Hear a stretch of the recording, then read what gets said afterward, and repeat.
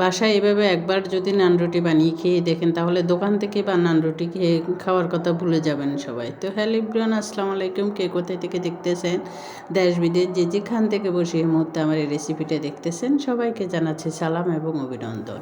শুভ সন্ধ্যা সবাইকে। Lovely viewers, আজকে আপনাদের জন্য নিয়ে আসছে আমি নান রুটি রেসিপি। এই রেসিপিটা আসলে এত স্বাদ হয়, এত সফট, দেখেই বুঝতে পারতেছেন, একদম হাতের মুঠো চলে আসে, এত সফট নরম তুলতুলে, জাস্ট একবার খেলে দোকানের নান রুটি কিনে খাওয়ার কথা সবাই ভুলে যাবেন। তো এই রেসিপিটা শেষ পর্যন্ত দেখবেন এবং সবাই করতে পারবেন ইজিতে। আমি যখন ফিরেছি ইনশাল্লাহ আপনিরাও পারবেন। নান রুটিটা করার জন্য এখানে আমি আটা দিয়ে আজকে এই নান রুটিটা করেছি। এখানে আমি যে সেনার আটা আছে এখান থেকে পরিমাণ মতো আটা নিয়ে নিলাম। আপনারা আপনাদের পরিমাণ পরিবারের সদস্য সংখ্যা হিসাব করে আটা নিয়ে নেবেন। এখানে আমি 4 কাপের মতন আটা নিয়ে নিয়েছি। এখন ওখানে দিয়ে দিলাম পরিমাণ মতো লবণ এবং একটু চিনি, আর দিয়ে দিলাম ইস্টের গন্ধটা যারা সহ্য করতে পারেন না, ভালো লাগে না, তারা টক দই দিয়ে করতে পারেন। আর বেকিং পাউডার দিয়ে করলে ইস্টের যে কাজ, যেটা যেরকম ফ্লাফি হয়, সফট হয়, ওই জিনিসটাই বেকিং পাউডারে অত সুন্দর করে আসে না। তো আজকে আমি ইস্ট দিয়ে করে নিলাম। আর এই ডোটা আজকে আমি পানি দিয়ে করব না, একটু কুসুম কুসুম গরম দুধ দিয়ে করব। এটা সম্পূর্ণ গরুর দুধ, এখানে কোনো মিক্স নাই। এরপরে দিয়ে দিচ্ছি একটু কাস্টার্ড পাউডার। কাস্টার্ড পাউডারটা সম্পূর্ণ অপশনাল। দিলে কাস্টার্ড পাউডারের ফ্লেভারটা অন্যরকম একটা ভালো একটা আমেজ নিয়ে আসে। তারপরে এই যে আমি কিছু কাস্টার্ড পাউডার দিয়ে ভালোভাবে মেখে নিলাম। আগে মনে ছিল না, একটু পরে দিয়ে দিলাম মনে হওয়াতে। মেখে তারপরে একটু সাদা তেল দিয়ে মেখে ডোটা ঢেকে রেখে দিব।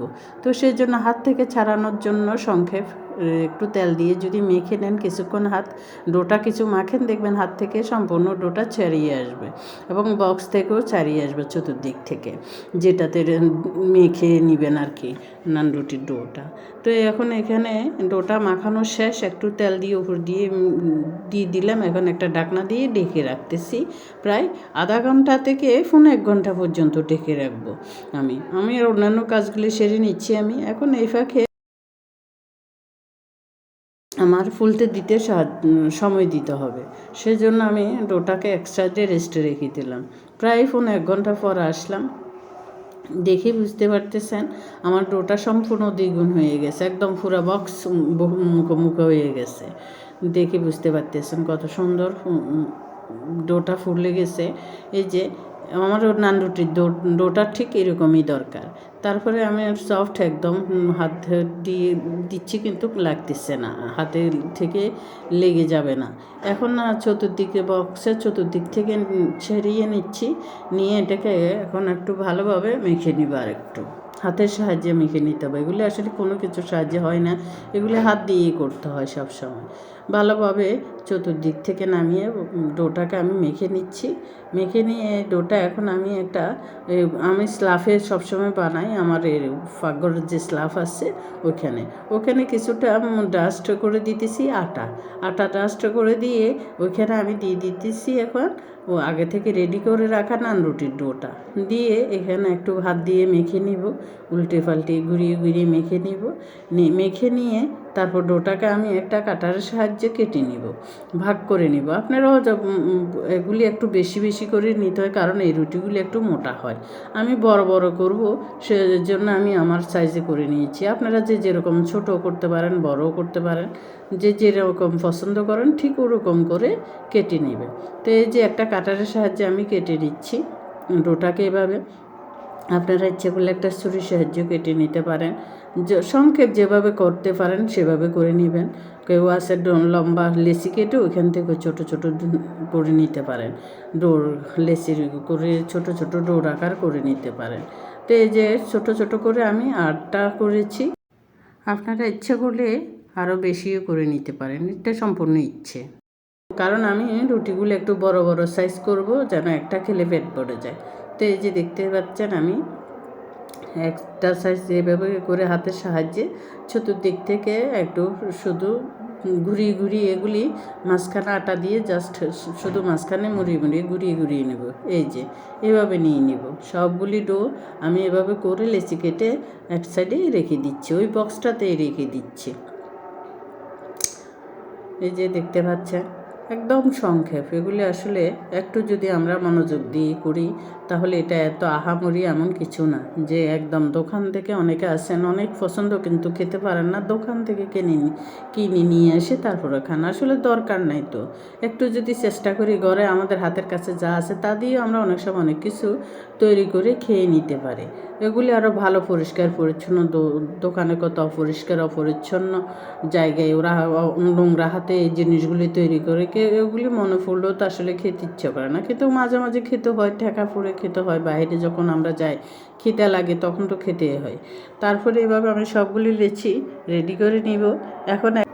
এখন নান রুটির জন্য রেডি করে রাখা বলগুলি থেকে একটা বল নিয়ে রুটি বেলিয়ে নিব, রুটি করে নিব। এটা রুটি বলতে নান রুটির জন্য রুটি একটু মোটা হয়, পরোটা বা রুটির মতো পাতলা হয় না। তো একটু বড় সাইজ করে আমি যখন ডোটা একটু বড় করে নিয়েছি তখন রুটিটা তো একটু বড় হবে, তো আমি বড় করে নিলাম। আমি এমনভাবে রুটিগুলি করতেছি যেন একটা খেলে পেট ভরে যায়, দুটা খেতে হবে না। আমি সবসময় রুটি পরোটা সব কিছু একটু বড় বানিয়ে থাকি। তো এরকম এগুলো হচ্ছে গ্যাস বাঁচানোর একটা টেকনিক, নিনজা টেকনিক। কারণ আমার বাসায় এখন লাইনের গ্যাস নেই, আমি সিলিন্ডারের গ্যাস ইউজ করি।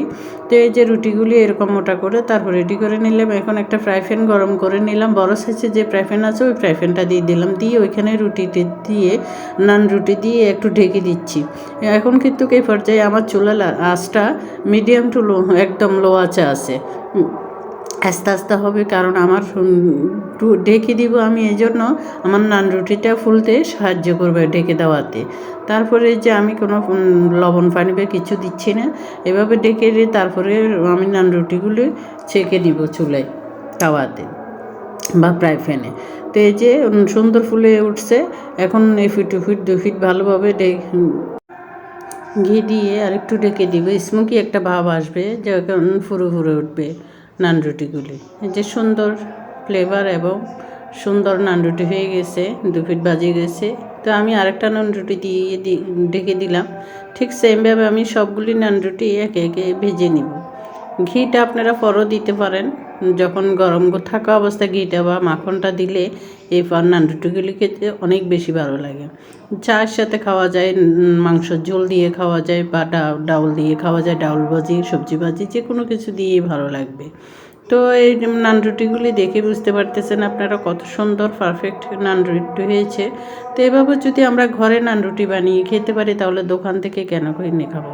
দোকান থেকে কিনে না খেয়ে মাঝে মাঝে এভাবে ঘরেও তৈরি করে খাওয়া যায়। এই যে দেখতে পারতেছেন কত ফ্লাফি হয়েছে, কত সুন্দর সফট একটা নান রুটি হয়েছে। তো আমার সবগুলি নান রুটি রেডি। আমি সবগুলি নান রুটি একটা প্লেটে তুলে নিলাম এবং উপর থেকে একটু ঘি দিয়ে দিব। দেখে বুঝতে পারতেছেন আমার প্রত্যেকটা নান রুটি একদম পারফেক্ট হয়েছে, সুন্দর হয়েছে। তো নান রুটিগুলি আমি ডাউল দিয়ে খাবো, আপনারা চা দিয়ে খেতে পারেন, যে কোনো কিছু দিয়ে খেতে ভালো লাগে, এমনি খেতেও অনেক ভালো লাগবে। কারণ এত সুন্দর কাস্টার্ড পাউডার দেওয়াতে নান রুটির স্বাদটা আরও একটু বেশি ভালো লাগে।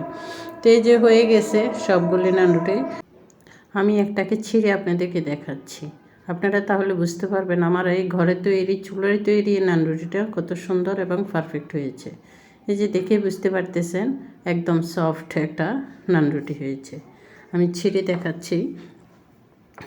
আমার প্রতিটা নান রুটি অনেক বেশি খেতে ভালো হয়েছিল। তো আমরা যদি ইচ্ছে করলে তাহলে ঘরে অনায়াসে তৈরি করা যায়। এই যে দেখতে পাচ্ছেন হাতের একদম মুঠের ভিতরে চলে আসে, এত সফট একটা নান রুটি হয়েছে, খেতে অনেক বেশি ভালো হয়েছিল। তো এই নান রুটিটা কিন্তু ঘরে থাকার পরে কিছুক্ষণ থাকার পরেও কিন্তু আর শক্ত হয়ে যায় না, সফটই থাকে। তো আমি ঘি দিয়ে রুটিগুলি মেখে নিচ্ছি, এরপরে ডাউল দিয়ে এই নান রুটিগুলি খেয়ে নিব। তো সবাই কেমন লাগলো আমার আজকে ঘরে তৈরি নান রুটির রেসিপিটা? যদি ভালো লেগে থাকে তাহলে একটা ছোট্ট কমেন্ট করে যাবেন। ফেস থেকে দেখে থাকলে ফলো দিয়ে যাবেন, আর যদি ফলো দিয়ে থাকেন তাহলে তো অসংখ্য ধন্যবাদ। আর যদি ইউটিউব থেকে দেখে থাকেন তাহলে একটা সাবস্ক্রাইব করে যাবেন। সবাই ভালো থাকবেন, সুস্থ থাকবেন। আল্লাহ হাফেজ, আসসালামু আলাইকুম, শুভরাত্রি সবাইকে।